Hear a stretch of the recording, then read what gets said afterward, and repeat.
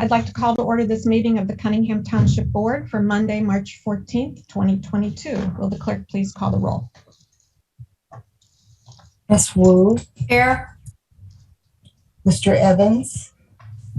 Ms. Hersey. Ms. Colasetti. Here. Ms. Bishop. Here. Ms. Wilkin. Here. Mr. Quisenberry. Here.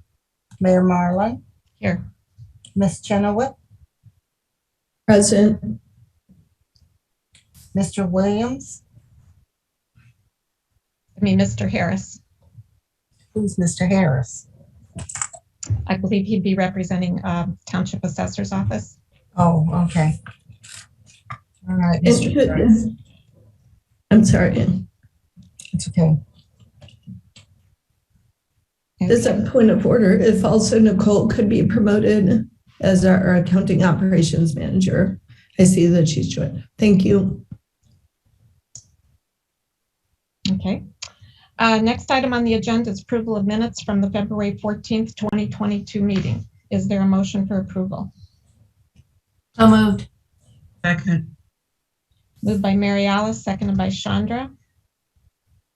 Are there any substantial corrections?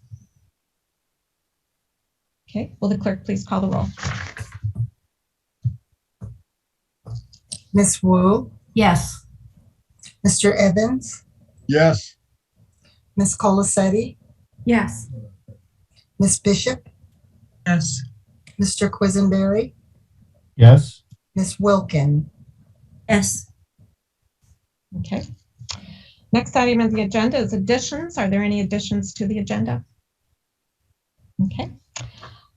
Next is public participation. If anyone would like to address the Cunningham Town Board, please raise your hand.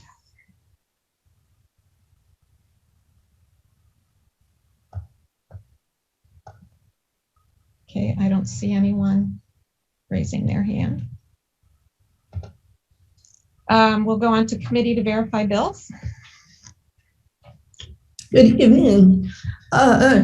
So this past month in our town bills report, we had $36,997.80 in the town fund expenditures, $56,578.40 in the general assistance fund expenditures, and that brings us to a total of $93,576.20. I also wanted to introduce Nicole Filya, who has been our accounting and operations manager since August of this past year, and she's responsible for our financial accounting. And so she or I could answer any questions that you have about the bills.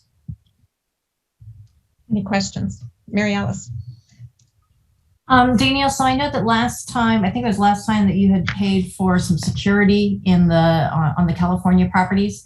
And I noticed that there was another charge for Hart Technologies for $2,300. Is that part of that system or is that something else? So Mary Alice, yes, what we did was, it was like 4 installments for the whole security system for all of the cameras.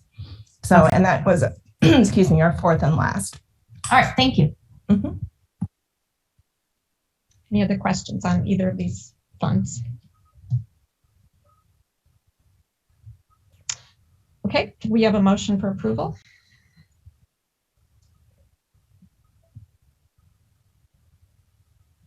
I'll move approval of the town fund to be put on file. Mm-hmm. I'll second. Moved by Chandra, seconded by Jaya. Any further discussion? Will the clerk please call the roll? Ms. Wu. Yes. Mr. Evans. Yes. Ms. Colasetti. Yes. Ms. Bishop. Yes. Ms. Wilkin. Yes. Mr. Quisenberry. Yes. That motion passes. Next up, reports of officers.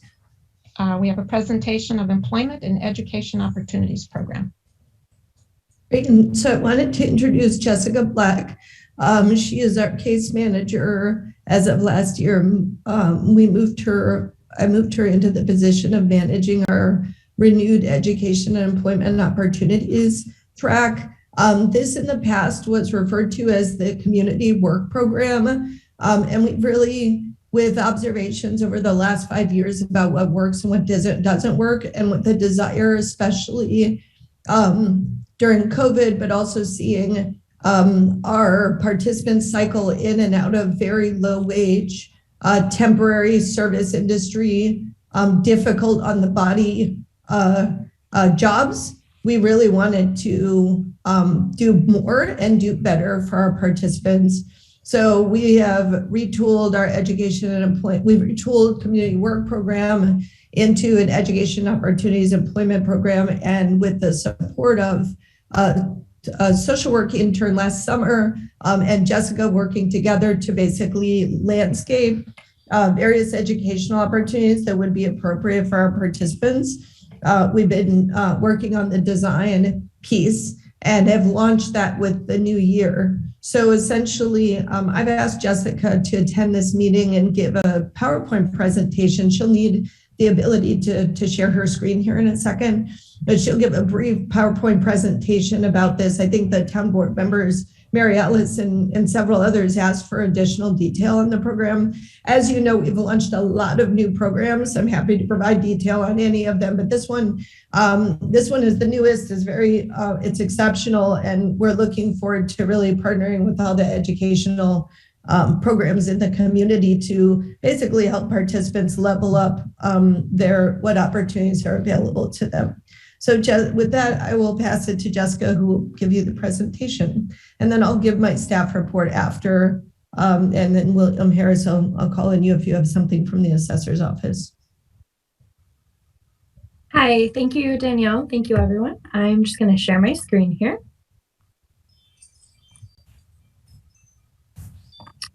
Okay, so this is our new Education and Opportunities program. Just an overview of the program. It's part of our General Assistance Program. The Education and Employment track aims to empower participants to move from our General Assistance track into hopefully the workforce and better wages, as Danielle stated.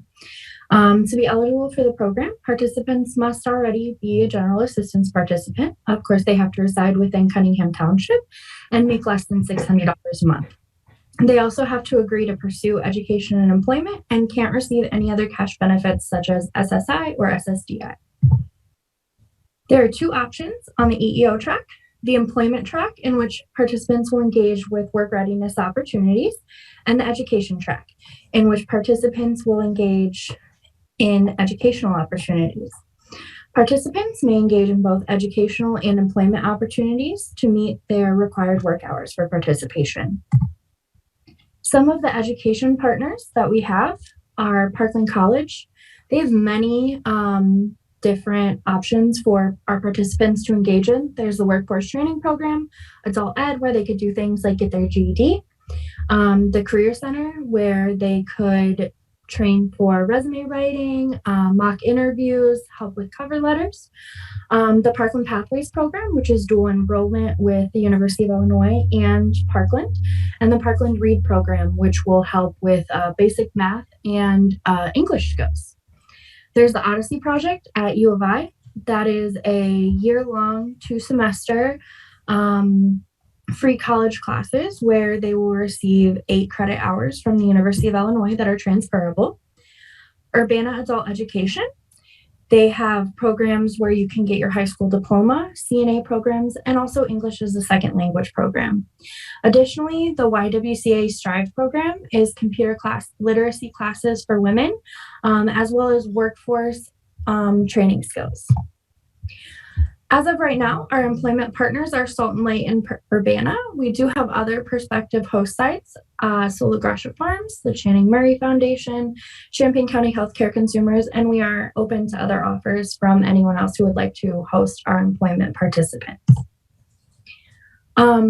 We will provide, as case managers of the program, referrals for help with financial aid, scholarships, and tutoring, transportation in the form of a bus pass, assistance in accessing technology and affordable internet, support in accessing healthcare, including primary care, mental health care, and substance abuse treatment, and other supportive services as needed.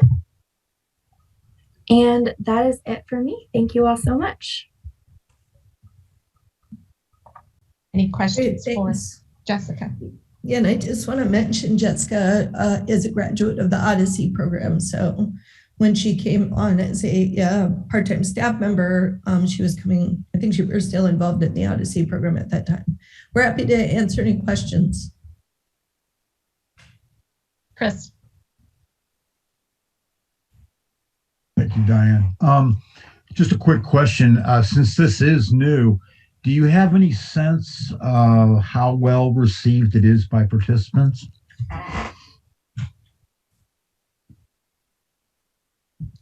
So I actually find that a lot of people, we have a question on our application that asks if people are interested in education.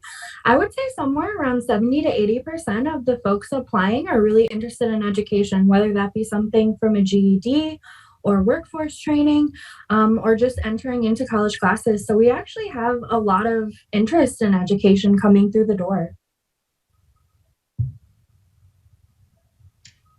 Grace? Thank you. Thanks for the presentation about this program. I really appreciate that information on it. I was wondering if there's like a stipend or pay associated with this. So yeah, they get our $300 a month for other general assistance participants. And then some of the programs, for instance, Parkland Swift, actually have stipend programs built into them as well. So they could potentially be getting a double benefit, but not all of the programs have stipends outside of our regular general assistance. Okay. And so it's general assistance participants who qualify for this who have to make less than $600 a month. Is that right? Yes. Thank you. Sharice? You're muted, Sharice. Yeah. Is there a reason why they can't get SSI or anything else? They have to, but they're making less than $600 a month, but they can't get SSI or any other. I can address that question. So currently the program is nested under our general assistance program. And so the way general assistance works is that you can't receive any other cash assistance. We have discussed whether it makes sense to take it outside of general assistance. And that would be a decision I would want to make in consultation with staff after we kind of launch and review this program. Because so general assistance kind of per the public aid rules at the state level is constrained in that way. But I have the discretion of basically ending the CWP program, right? And then starting a new program that's on the stands next to general assistance that would have more flexibility. So I think we're going to consider that going forward, but for now, we'd like to keep it where it's at and kind of see how it goes. I do think, just so that you know, Sharice, we do have a disability and wellness track, and folks on that track also show an interest in working.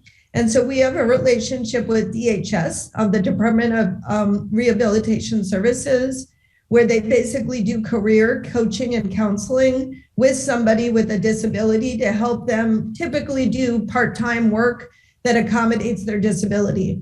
So if we do have somebody, they're not receiving SSI yet, they're still on GA, but if we do have someone with a disability who would like to pursue work or education, there's actually support and sometimes funding through DHS for that. And that would be on a different track. Okay.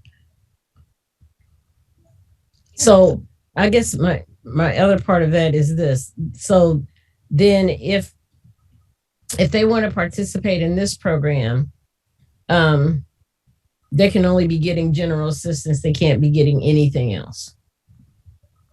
Correct. They could be applying for those other things. So we do have families on our track who receive general assistance who are applying for TANF, and we offer 3 months essentially of bridge programming until they get TANF, and they could qualify during that time to also get training support. So if they're if they're in between, like they're in the middle of qualifying for something and they're getting general assistance and they're in your program, if will they have to choose between getting general assistance and SSI or getting out of the program? Well, they will, although what we've discussed is that we're going to support people in completing their semester. So let's say they receive, they no longer qualify for general assistance. We're going to work with them to complete their semester and graduate from that program. But yes, then after that, they would essentially, either have a job, receive SSI, maybe they received, they got on TANF during that time. So the one thing is we don't want to pull the plug on somebody in the middle of a semester, but other than that, yes, once they complete that goal, then they would move on to that other, they could essentially receive both for a short period of time. Okay, thank you. Mary Alice. Thanks, Jessica, for bringing this information to Township. I appreciate it. Grace had one of the questions that I had, which was the SWIFT program, because I know we've been hearing a lot about the SWIFT program, and I know that it comes with a stipend. So I don't want to dissuade people from joining the SWIFT program if it counteracts with that $600 limit. So my question to you is, have you encountered any scenarios in which people don't join SWIFT or don't pursue that because it's going to put them over the income qualification? So as of yet, we haven't had anyone go through the SWIFT program. However, Jasmine and I have talked about how the stipends would affect their general assistance. And because we haven't gone through it yet, we're not 100% sure how SWIFT works, but there is another program that has a stipend. And the way that it works out is that they would basically lose 1 month of GA. So what we would try to do is basically time it to where they would lose the least amount, or as we go through the program, potentially tweak it as we encounter this more so that they would either not lose benefits or lose the least amount of benefits. Okay. All right. Thank you. Yep. And I have a question to Jasmine about whether or not we should raise the income limits for the folks in the EEO track. So last week, before this presentation, Jessica presented to the staff, and that was one of the questions that came up. Basically, we don't want to create a situation where people are choosing an either or. And I have a way of addressing that by raising the income limits for people in the EEO track. The issue is I don't want people to stay in our track forever and be making, say, $1,000 a month. Like the GA program is really meant for very low income residents. So I think it would be time limited, right? But I don't, we don't want those weird situations where someone, misses a check or, they have a hard time budgeting because they are over income limitations. So we'll be looking into that as we onboard people into these programs. And I know there's a lot of, interest in the SWIFT program because it comes with a stipend. It's well regarded and, has a lot of openings and opportunity right now. Jaya, did you have a hand up before? Or? I did, but the question was answered. Thank you. Great. Okay. Grace. On that same kind of track, I was wondering, big picture question, kind of like if this is moving towards something else, which it kind of sounds like you were saying, kind of like starting in another direction for a more independent program. And I was wondering just how it works in the sense of, is the township are you coordinating people to other existing programs or covering like costs for any of it? Like, so there's no stipend, but if they have costs for those classes, are those covered? I'm just trying to figure out how it works for a participant. Yeah, no, that's a great question. So we have talked about covering certain costs. We would want people to apply for scholarships as much as they could because there is access to those are available in the community. But we've talked about covering costs. Like, for instance, the Parkland Computer Training Center has some classes that require like an office purchase or something like that. And we would cover those costs. Does that answer your whole question, or was there another part that I missed? I'm so sorry. That's okay. Yeah, just kind of wondering if this is connecting people to those existing resources or if there's kind of a unique thing, or it's higher access by the coordination or covering fees, or how that works?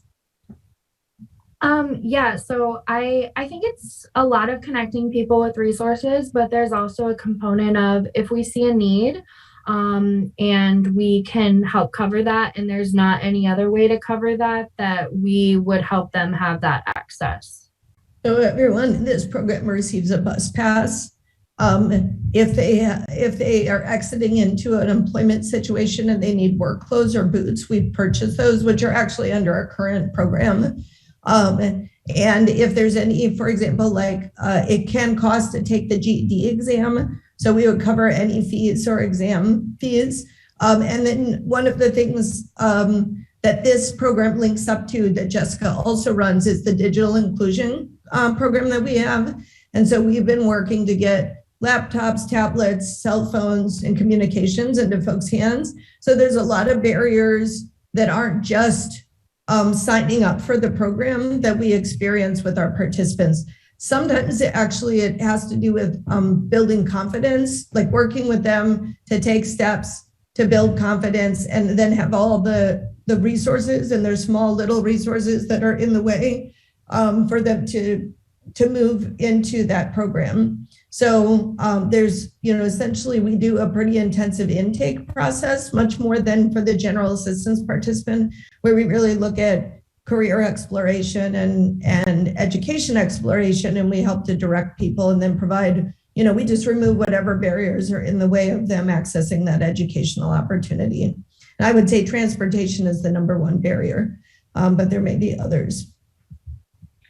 I'm so sorry. I wanted to mention too, Danielle, because you were talking about barriers, that there are even some programs, all of the Parkland students can have childcare provided to them, because that's another barrier. And Parkland provides free childcare for all enrolled students. So any of our participants going through Parkland would also have access to that. And I just wanted to mention that as well, because it's worth mentioning. Okay. And if anyone has further questions, can they contact Jessica then? It'd probably just be best to shoot me an email and I can direct it to Jessica or Jasmine. Okay, great. Okay. Awesome. So next, thank you, Jessica. Appreciate your presentation and your work on this. I just wanted to point out a few highlights from the supervisor's memo, if you want to pull that up. We continue to have, I would say, our general assistance roles have become manageable, which is great. It allows us to do things like the EEO program to provide deeper and more intensive services. And essentially, we continue to see the number of homeless residents go down. So we were just feeling very good about that piece. I will be in this next budget year looking at doing an increase in general assistance. $300 is low. And as we've seen the minimum wage go up, the general assistance, and we've seen inflation in our community, we should look at doing an increase. So I'm looking to the supervisors of Illinois and other townships to see if, what makes sense for an increase. We continue with our disability and wellness track. We've helped 14 residents. We had 16 awarded SSI last fiscal year and 8 this year. So we're seeing higher than average awards for SSI, and that's great ever since we put that SOAR case manager in position. I would say with transportation assistance and vaccination assistance, those have pretty leveled out. These are similar numbers to what we saw last month. Rental assistance, we are seeing a very large influx of rental assistance applications. We're having, there will be weeks where we have 30 to 40 applications come in. That's a pretty large number. We are working with the Bridgewater Sullivan Life Center. They have access to state funds that are otherwise closed to provide significant rental assistance and energy assistance to folks. So, but they must be COVID impacted to receive that assistance. So we met with their staff last week as well as the week before to really understand the referral process and make sure we're doing appropriate referrals. And then we continue to package rental assistance apps. So we did 8 last month, and I expect that to really spike in this next month as we move through quite a few rental assistance applications. We're still doing up to 3 months of rent in a 12-month period with no minimum income requirement. That is for rental arrears. We also have a number of residents who are moving around with the eviction moratorium lifting, or people wanting them to leave, friends or family asking them to leave. We do move-in assistance for folks who are doubled up or homeless, and we're seeing an increase in those applications as well. And there is a minimum income so that people can maintain rent after they've moved in. So housing advocacy this number has jumped quite a bit in recent months. We're now up to 284 participants that we have helped in the little less, it's been about 1.75 years. That represents 173 households. And we now have a 40% success rate in moving people into subsidized housing, 70 households. That's really, again, when I started, I think our success rate when we did light housing advocacy was 5%. It was really a rare situation when we could move people into housing. The Housing Authority had an open voucher wait list for the housing choice vouchers. We did, as we always do, whenever there's any wait list that's open with the Housing Authority or any HUD funded group in town, we did an intensive call through. We had a target list of about 100 households that we knew were really on the edge, and we did intensive outreach. So we ended up assisting 32 of those families. Actually, I guess it was 112 households called or outreach to, and 32 families that we assisted in applying. Again, this is applying for a lottery to be one of the 1,000 people put on a wait list to wait for housing. I just want to be clear about that. So it's a long process, but you got to start somewhere. With Pinewood, we continue, things have been pretty stable. Pinewood is basically full except for the statewide referral network units. We've been listing households with a disability or who are homeless on that network and working to help them move into those last available units. That has been a very successful project. I strongly encourage us to look at future projects. And I know from a meeting I had with the IDA recently with our state representative that they're really looking to fund downstate programs, new construction for programs like this. So I think it would be appropriate for us to kind of look at what's the next Pinewood that we would like to do. What's a kind of target population that could, and how could we build some new construction in Urbana?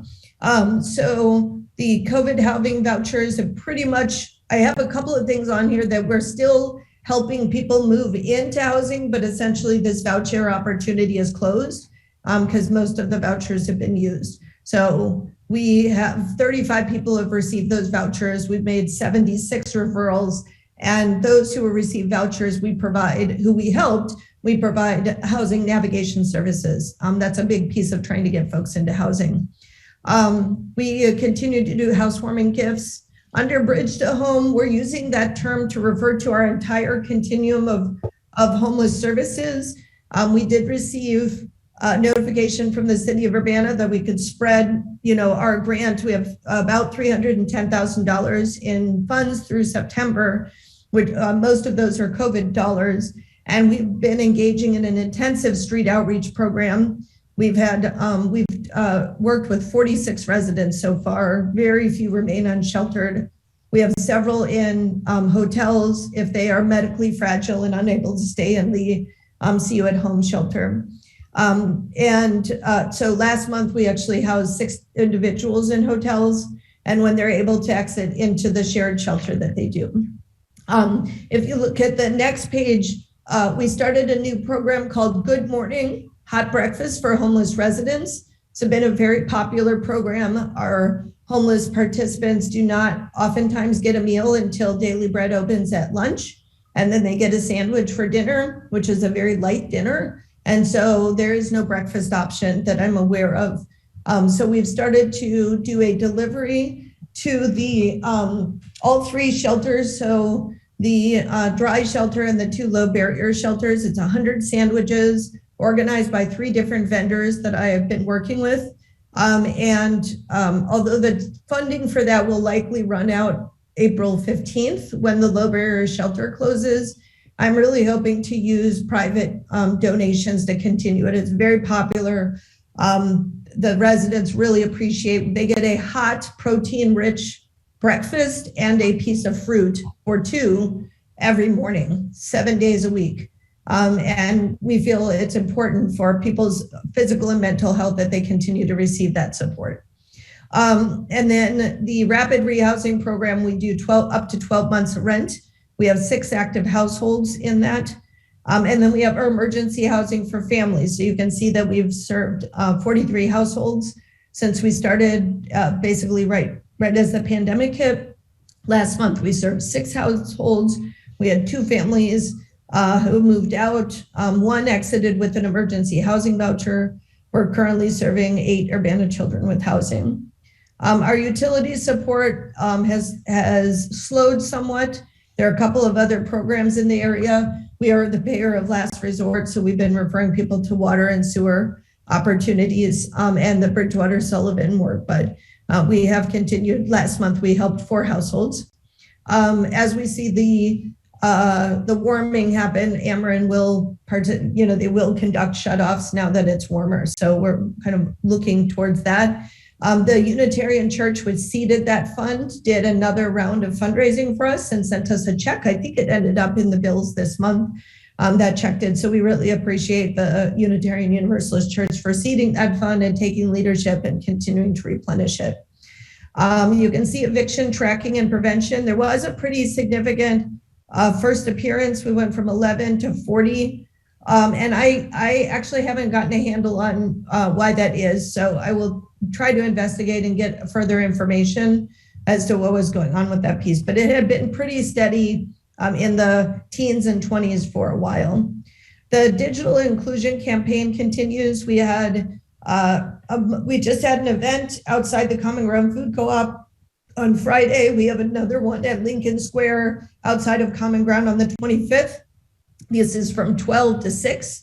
You basically come, and if you income qualify, you walk away with a phone, which is a great thing. People really love that program. Our plan is to do an event at least once a month, if not twice a month, to continue to get phones out. I will tell you, this was a big barrier for working with our participants, was just the communication piece and being able to help stay in contact with them. And with this partnership we're doing with the Lifeline providers locally, we've really changed the game on that, and we have much better results in terms of staying in contact with our participants. Bucket Brigade continues.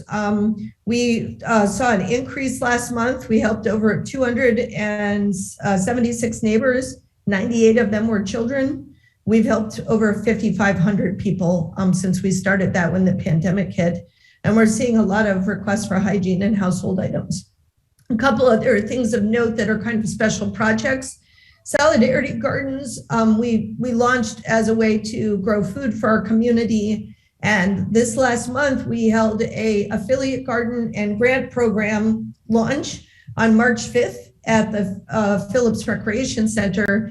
And we had garden leaders from many of the main gardens, including Learman and Urbana, as well as the Wesley Food Pantry. They actually run a garden up at Public Health as well as near Wesley, and then the Habitat for Humanity gardens. I've listed the gardens that were participating here.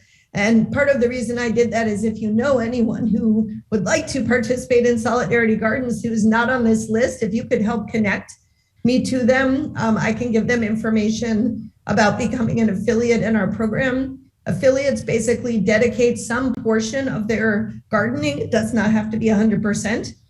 To feeding their neighbors in need. So when there's a bumper crop, they share with our distribution network.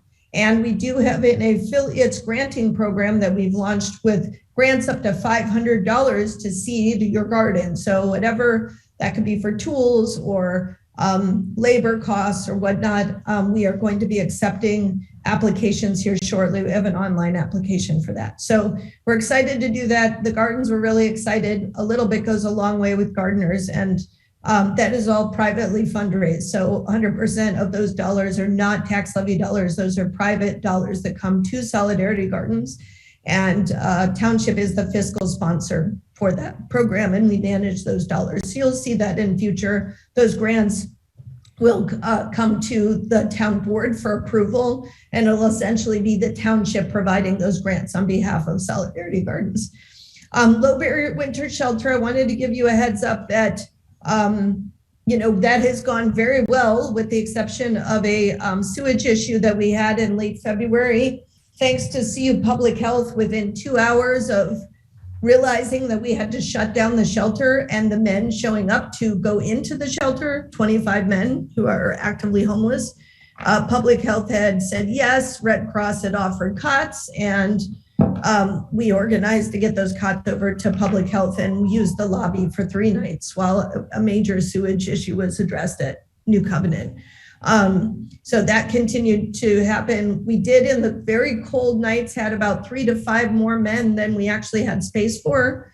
That's a problem that we need to address. And I know both cities, the county, the townships, and the homeless service providers are looking at kind of what is the size of shelter that we need in our community. I think we got really close to right, but we weren't quite on it. Also, people are sent from other communities at times. It doesn't happen very often, but that could be part of the reason we were a bit over the tipping point.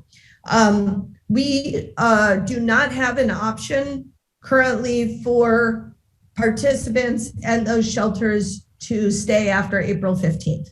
So that low barrier shelter funding runs out April 15th. That's the time that the churches had agreed to. And although there were some thoughts of a new organization starting, that organization announced last week that it would not be in a position to take over April 15th. So essentially what I've done is we circled up with See You at Home, and our staff are training starting this week. Jasmine, my program director, is training their staff in housing navigation and working with them on exit strategies. So they've got they think they can absorb the women, because there were only about 3 to 7 max women. They think they can absorb the women, but the 25 men is going to be very difficult. So they're looking for basically housing exit strategies, both for the folks staying at 70 East Washington Street as well as New Covenant. Our street outreach team is working with a handful, I think 8 of the 25 we are actively working with. And we will be case managing exit strategies for them, and the rest See You at Home staff is managing exit strategies for. So I just wanted to give you a heads up on that piece, because we really need to get to 24/7 year-round emergency shelter for everyone. That is just where we need to be, and we're not there yet. Everyone pitched in for this winter shelter. It was very much appreciated, and we still have a structural issue in our community. And then the last 2 things I wanted to point out. One is that we have a source of income protection bill, and you all had voted in support of that. Thank you so much. I convened a meeting with Senator Bennett on that. We had Housing Authority, Tenant Union, and Professor Andrew Greenlee, who's an expert in housing policy at the university, and essentially working to say, how can we help move this bill? Because we're very close to passage. So there will be an update on the bill next week from the coalition to find out where that stands. But the window of opportunity, they have a short session this season. So the window of opportunity is really this next month. The last piece, and I'm really excited about this piece, it's a big initiative for us between now and October. We received a $20,000 grant from the Heartland Alliance to conduct outreach to Urbana low-income Urbana residents to help them access stimulus funds, child tax credits, earned income tax credits, child tax care credits. There's a lot of money on the table. If a family with 3 children who got 2 stimulus checks and paid for childcare applies, they get about $30,000. That's what I tell people, is like, this is no joke money, 3 times the earned income tax credit as years in the past, plus the stimulus funds, half of the child tax credits, which were not paid last year, they're paid through your taxes. So we partnered with the VITA program at the College of Business, and basically we're doing their outreach for them So we put up, you'll see we mailed about 300 flyers to everyone we've worked with in the last year. We posted 30 yard signs. You may see those around town. We put our labor, put those up. We did an e-blast to 1,000 contacts, and then the school district amplified that. We asked them to do that. And we had a number of people sign up. Right now we have 24 participants who feel that they need some extra help beyond just going to VITA program. And so we basically have consultants or contractors who are meeting with them in the library, helping them do some navigation services. Sometimes it's immigration issues. I am also working with the YMCA on that. So La Linea is helping us with the ITIN number issue. And then in other cases, it's just getting social security cards and driver's license numbers and navigating irs.gov. I do want to let folks know who might be listening, there is free tax preparation for low and moderate income folks, right?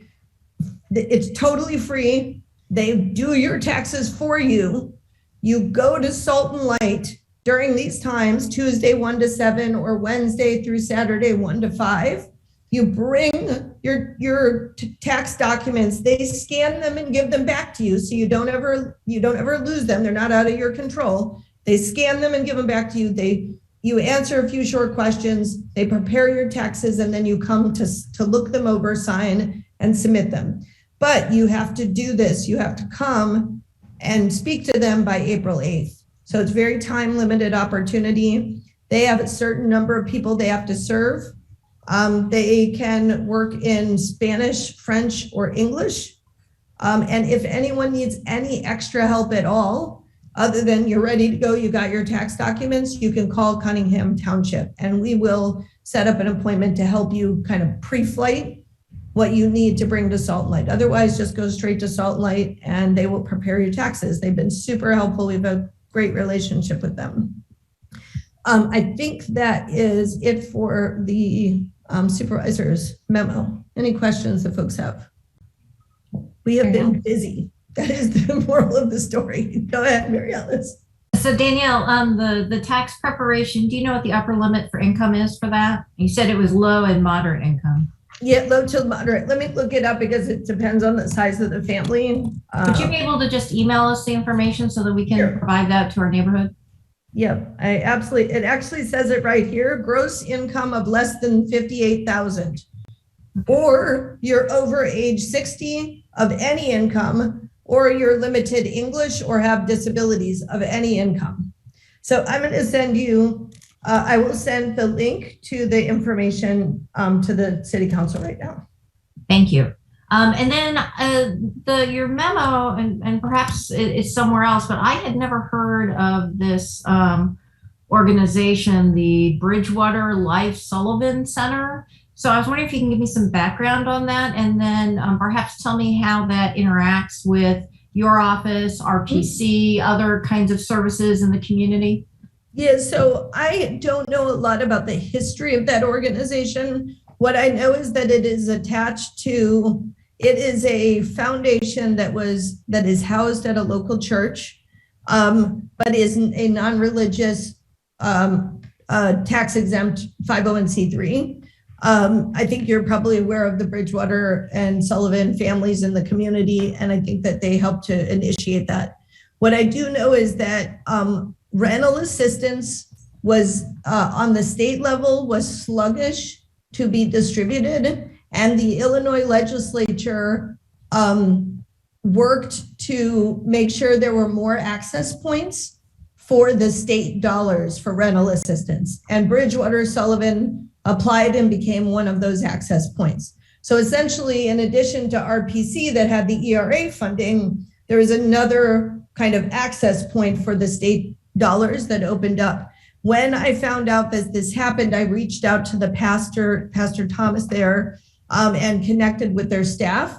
And we invited them to our Rental Assistance Partners Coalition. So they are now actually part of both townships and the county and Bridgewater Sullivan. And I think for a while when the city had rental assistance, we had the city as well. Anybody who does rental assistance in the community, we hold at least 4 times a year or sometimes more often kind of coalition meeting that was started by Cunningham Township. So we created that coalition so that we're all kind of working in concert with each other.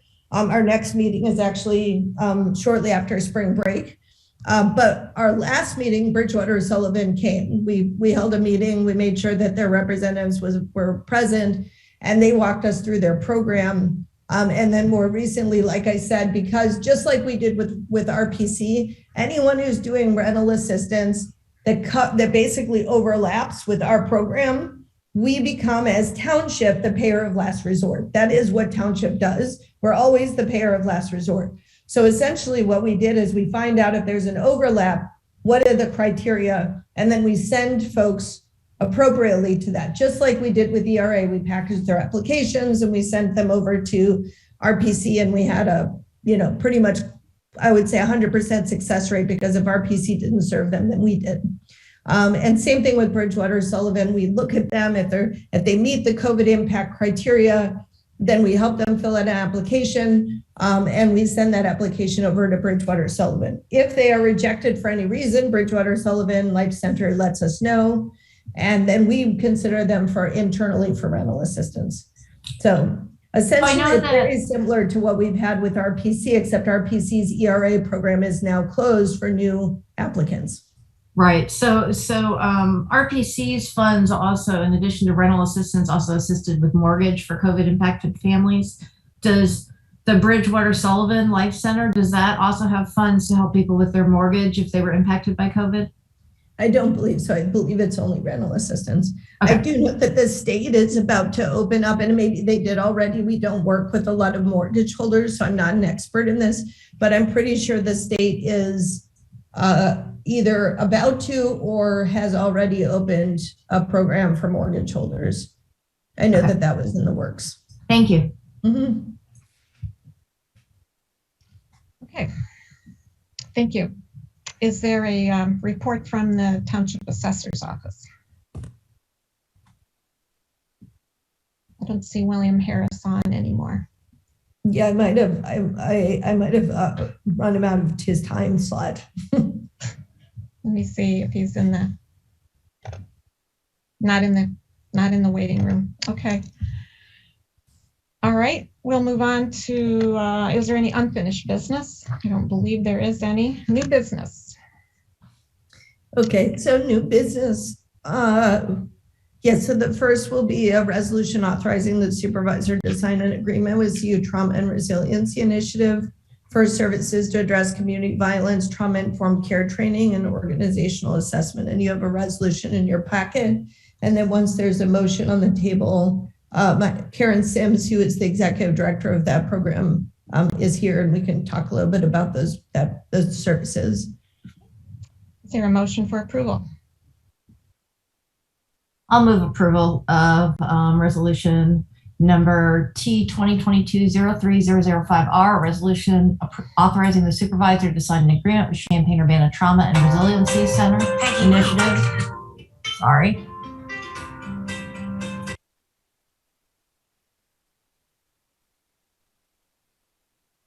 Sorry about that. Community Violence Response Team Services, Trauma-Informed Care Training, and Organizational Assessment with recommendation for approval. I'll second. Moved by Mary Alice, seconded by James. Discussion. So just briefly, I want to understand the context for this and invite Karen to add anything, and then if you have questions. Essentially, as you know, we have $100,000 we've set aside for in a funding line item called other grants. The program that we've established this year is really a tight collaboration program. It's for current collaborators, and we can add future collaborators, but this year we've really focused on our current collaborators, meeting needs for our township participants where we lack expertise to do so. So we're looking to extend the services of Cunningham Township with experts in the field. Karen and I have been partnered. We've partnered for a number of years on these issues. During the pandemic, we partnered very closely as CU Tri received funding for housing, and we were receiving a number of requests for housing. families that were impacted by community violence. So that would be gun violence or physical assault where there was an injury, usually outside the home. So not domestic violence situations, but more community-based in public spaces. We would reach out to CU Trauma and Resiliency Initiative and partner in supporting those families. We've learned a lot from CU Tri. Karen brings a lot of expertise to our community in this area. We're very lucky to have her. And in that process, we realized that a couple of things through our partnership. One is that we wanted to deepen our commitment to trauma-informed care, especially as we launch a continuum of services to the homeless, where we're working with women who've experienced a lot of sexual violence, where we're working with families that have dealt with gun violence and community-based violence, and to really do a scan of our organization, an organizational assessment. So I originally came to Karen and her organization to ask for those trainings and assessment. The trainings actually started because I have the ability to hire trainers under the admin line item. We brought in, Karen did a training, several trainings with CU at Home and our staff, and we're looking at continuing those trainings going forward. We had asked for an organizational assessment and scan, and then we've been in conversation for some months about what the role is for Township in addressing escalating incidents of community violence. We have had participants killed in gun violence incidents. We've had active participants at Township who are wounded and injured in community violence events. And we felt that we needed a strong partner with competence in this area to be working with us both ways, where we could do referrals and then they could also refer the residents to us, especially for housing and income supports. So we've really been in conversation about how to kind of tighten this collaboration that we've started several years ago and build it. And how do we resource it? My understanding, speaking to Karen, and certainly Karen, you can speak for yourself on this as well, but I asked Karen, what's your budget? What dollars, who are your collaborators? Who is funding you to address community-based violence? And her answer, this was months ago, was no one is. We're doing it, it's not funded, right? And I was really shocked by that. I do know that they receive funding from the Mental Health Board, and we've been a beneficiary for years based on that funding because that funding is really targeted towards training social service providers like ourselves. So I felt that the situation in Urbana has been such that we really need to extend our services, protect our participants, and increase the funding available to address community-based violence. And Karen, I would ask you to speak a little bit about your community violence response team. If you could talk through kind of what that looks like and what services you offer. And then you'll see in the contract, if you look at page 2 of the contract, programmatic services, I think that gives you somewhat of an overview of what it is that we're looking to engage in. But happy to answer any questions that you have. So Karen, would you mind sharing? Yeah, I just want to make one clarification, and then I'll explain how the Community Violence Response Task Force team works. I don't know if everybody knows, but when Danielle and I first began this work in collaboration, really informally, it was unfunded. We are a Blueprints, a City of Champaign Blueprints partner, and so we will be receiving funding to coordinate the response that will happen at Carlin in the community. That will be a weekend response. What we are proposing is in some ways a way of formalizing, making sure that we can have some availability to more intentionally meet the needs of residents in Urbana. So we see this as sort of a pilot, we hope, because we don't allow for that. And what happens is we have a phone number that is staffed 24/7 that people can call. Anybody can make a referral, but a lot of our referrals presently come from Carl's Occupational Health and ER department. We also have referrals that come from former survivors and other people. Once people kind of get a referral in, and referral sounds way formal, what what we mean is somebody can just reach out in lots of different ways. They can call, text, fill out a referral form. Any way works. We try to respond within as soon as possible, depending on what the need is. And what people do is we're the point of entry for the system. We listen well, figure out what needs are, address any of those immediate comfort and care needs.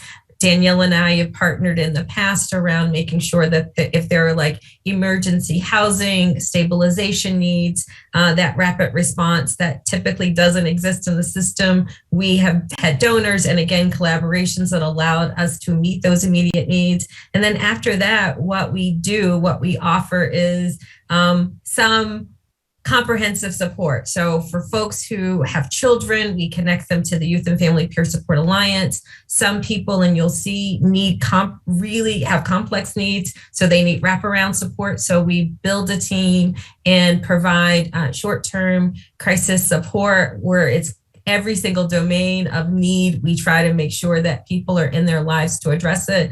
We really try to get people not just out of crisis, but into like recovery. We have this resiliency and recovery framework. And we know that when people aren't bleeding and that they have the care that they need to feel safe and resourceful, they do better. We reduce long-term and short-term outcomes. And we do that through a village approach. Not everybody, because we don't have the capacity and bandwidth and funding to make sure that everybody gets the village. So you'll see that we've got a small number of people who will be villaged, but when people have or other short-term needs, we are connecting them to people in the system. And so a lot of times people don't know that they've received services and supports through our CBRT because we are really we connect them to wherever they need, first followers, other organizations, GROW, other mental health providers, other social service programs. So we try to think about that whole continuum of support. I feel like I've said enough, but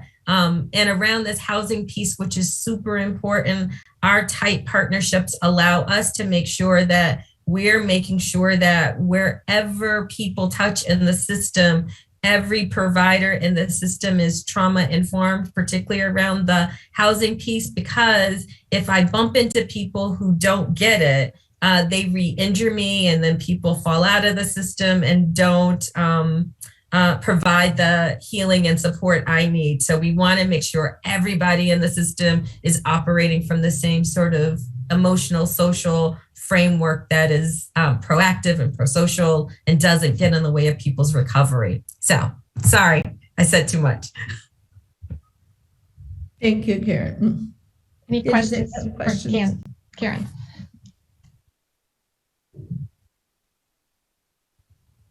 Grace.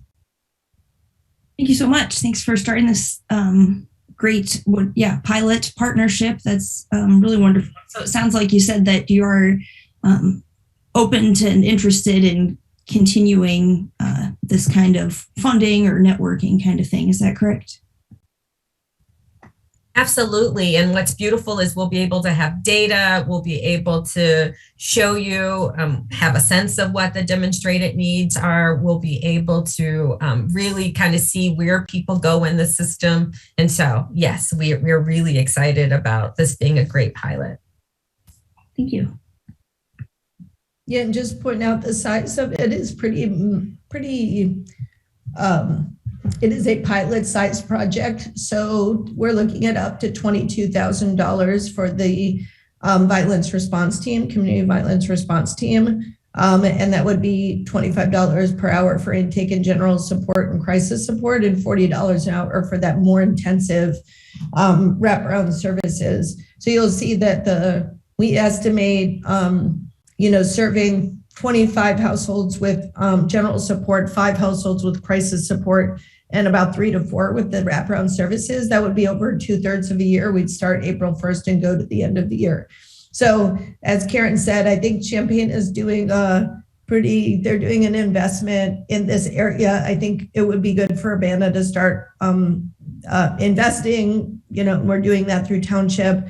And I really want to be reporting regularly to the town board in the monthly reports. I've asked Karen for monthly reports So instead of it being quarterly, like some of the other grants we have, I really wanted to look monthly exactly where we're at and what we're seeing in terms of the work and the unmet needs.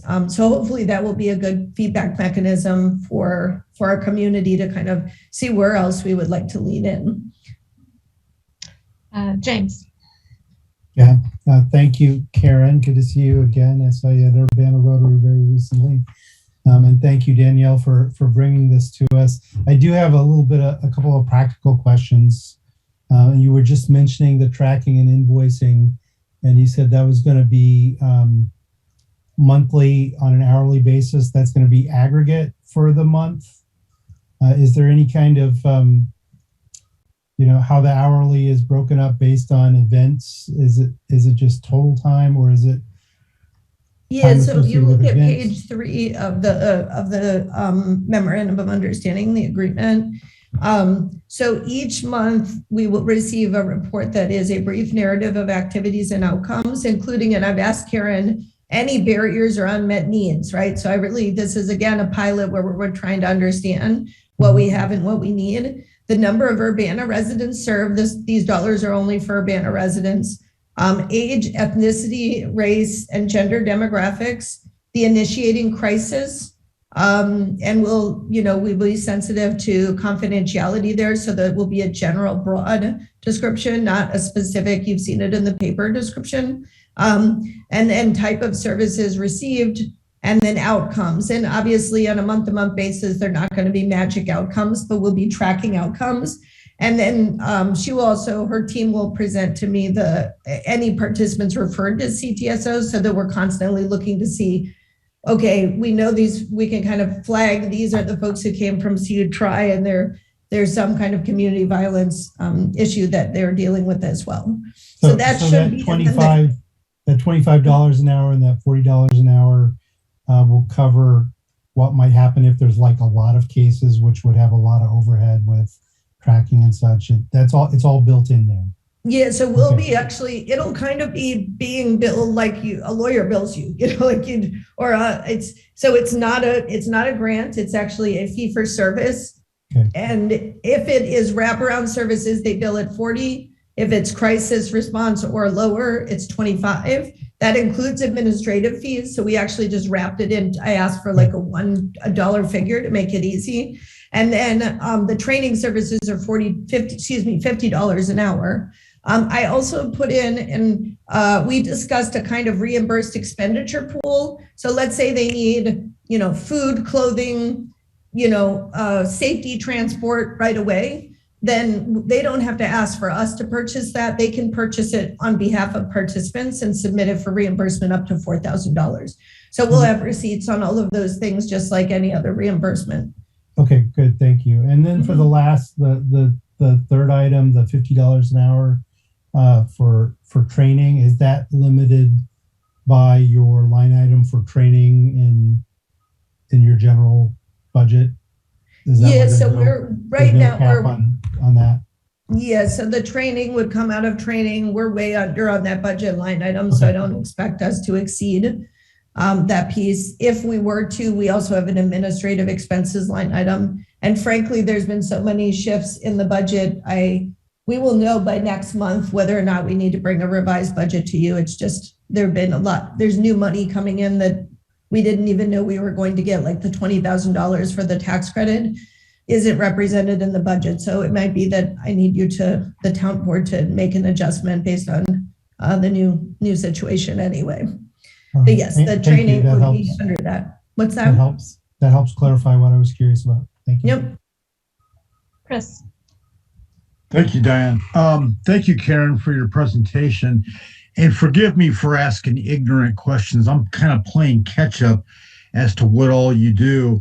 My understanding is you do interact with families that have been impacted by gun violence, which is a critical need. My question is, do you ever intervene when there's a potential retaliation situation? Does that ever come up?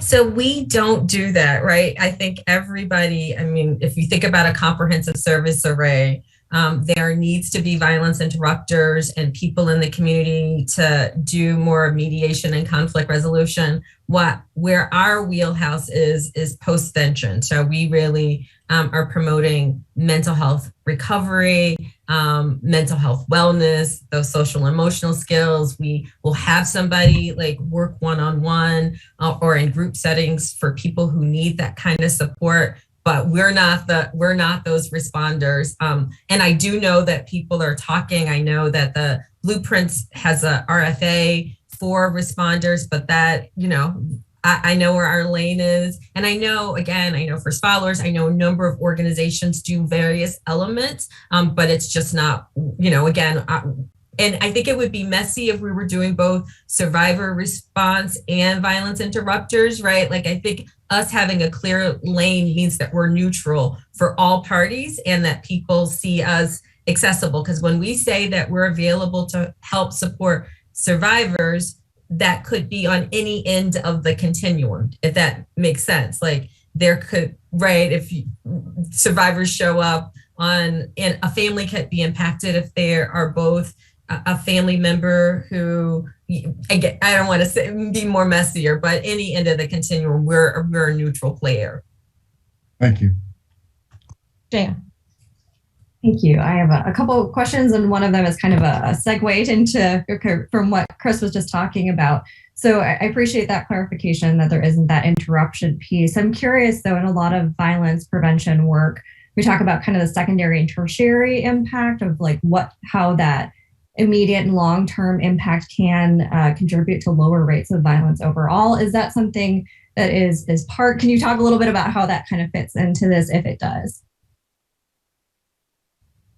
I could probably have this longer conversation. So in short, right now we're doing that postvention immediate crisis response. And that's what this proposal has done. I do think the training also makes sure that the environment that people land in is a supportive environment and not a re-traumatizing environment. And then as a part of, and we're not there yet, right? But as a part of what will be unfolding in the Blueprints document, our piece of it, because you have to think about that document in whole, because it is a comprehensive plan, but our piece of it is that we will be making sure that there are a variety of different trauma-specific treatments and interventions. So we'll have everything from some evidence-based practice treatments to address trauma to making sure that things like skills for psychological recovery and psychological first aid, which are those early interventions, and crisis support exists. So if you can think about individual, family, and intensive treatment will be rolled out. We're not there yet because people have asked us. We're not there yet. It takes a while to get people trained, but we will have a continuum of support while we're also making sure that we're triaging survivors so that they don't develop more complicated needs. If you think about it, being in your most vulnerable, you've got to be able to have recovery skills. Yeah, absolutely. Thank you. That makes sense. My other question is a little bit more specific to the contract. So we were talking about the reporting part and keeping information more general, but I see that in number 6 under reporting, it says names of all participants. CU Tribe refers to the township will be shared. I will say, as someone who's done work with folks who've experienced trauma, I have some concerns around that and the potential impact on sharing that information. Is there a way of either getting informed consent from participants to make sure? Okay, I think that's an important. I'm seeing some nods, but so I guess my question is, first of all, is there a way of clarifying that in this document? And then second of all, what is the plan for reporting out if we are not seeing that information publicly? Because I do think that for a lot of folks who've already experienced trauma, it's important that we're protecting their privacy. Yeah, absolutely. Cunningham Township as a policy does not share or receive information about participants without written consent. So we have a shared consent document. And at any point, if Karen's team is working with someone who does not consent to having their name shared with Cunningham Township, and it does have to be specific. It says on the document which organizations, and they can strike out any of the organizations they do not want their information shared with, then Karen would simply state that there was a person, but she would not provide, and she provide demographic information, but not them. And under no circumstances will those reports be available publicly. So I know that there are certain things that can be FOIA'd, but they exclude sensitive participant information. And so certainly, general information could be included. That would not be included in reports to the town board. And actually, I mean, we certainly can change the agreement, but this shows up in many of the agreements. And in every case, that is our office's protocol. So on a daily basis, people request information. I think there are several town board members who are aware of this because they've requested information about participants they're working with. And I can't even say that we're working with that participant, and I direct them to get a signed consent document. And then once we receive that, then we are able to share that if and when we receive it. So there's written informed consent about the specific organizations that we share information about. Thank you. That's really important. And that is definitely our protocol. However, for cross-system collaboration and coordination, that's why we have a written consent, because we want to be able to work not in silos, but we want to make sure that we've reduced the burden and that we're communicating across all the different needed parties. But we require consent, and we have an interagency release form that sort of guides that work. I really appreciate all this information. I think this is something our community really needs, and something I think a lot of us have been pushing to see some action around. So, and I will say those rates are very, very reasonable. So I really appreciate this opportunity and all the work that's gone into this. So thank you both. Mary Alice. I hope I have a quick question. So I'm wondering how you came up with the number of clients that you're going to in the pilot help assist. So I think it's 25 and 40 is right. We actually reversed from the budget available because we have about $25,000 left in that line item. There are 23, I think. And so we talked through reasonable rates. I asked Karen to include their administrative fees so that it was just like a flat dollar. Is very easy administratively for us. And then we talked through, I believe that there's going to be more people asking for support than we're able to fund. So that's why we're calling this a pilot and trying to use it to gather information. But it really is constrained by the township budget at this point. Okay. I think I'm, like we have done with shelter, I'm really interested in, as we develop the pilot and we're able to prove the concept, to talk about other funding opportunities and sources. And I know that because Karen is doing a significant contract in Champaign and she's doing some work in Urbana, and I know the county is looking at, their ARPA funds, and there's multiple providers who kind of have different lanes in this. I think the goal would be that we have kind of a comprehensive addressing of community violence where, the different funding agencies are able to come together and collaborate and kind of have a similar kind of framework or model rather than a bunch of different frameworks and models. And I would encourage you all to read what Karen is referring to as the blueprint. I believe you're referring to the plan that came out of the city of Champaign to address gun violence. And it's very long and thick. It's worth reading. I've spent a lot of time with that, looking through the details, and some of what we're doing here is really lifting off from that framework. But we ultimately want to work in collaboration across the full community to try to address this piece. But yes, that's where we came up with this dollar figure. And it really is, let's look at what we can do in this calendar year. Let's do monthly reporting, and then let's see how we can expand in a reasonable way over time that, works with CU Tri's capacity. So this funding is the remaining of the 100,000, it sounds like. Correct. Yep, okay. That's basically what's left. Mm-hmm. Thank you. Any other questions before we vote?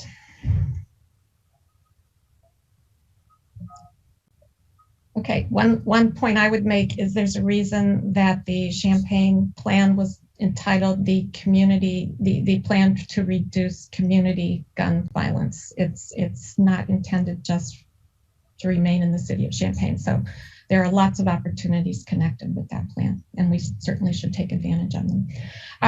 Will the clerk please call the roll?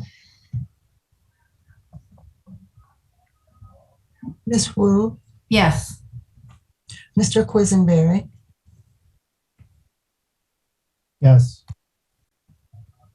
Mr. Evans, Yes. Ms. Hersey, Yes. Ms. Bishop, Yes. Ms. Wilkin, Yes. Ms. Colasetti. Yes. That motion passes. Thank you, Karen. Thank you so much, Karen. Appreciate your work in the community and the work of your staff and volunteers. Thank you so much. Thank you. Next item is Resolution T 2022-03-006R, which is a resolution authorizing the supervisor to sign a lease agreement with the Channing Murray Foundation for cooler space on behalf of Solidarity Gardens. So I will be short and sweet with these last two items since we're already at 8:18. This essentially just allows Solidarity Gardens to use half of the cooler space throughout the year. Solidarity Gardens is funding the installation of the cooler at the Red Herring.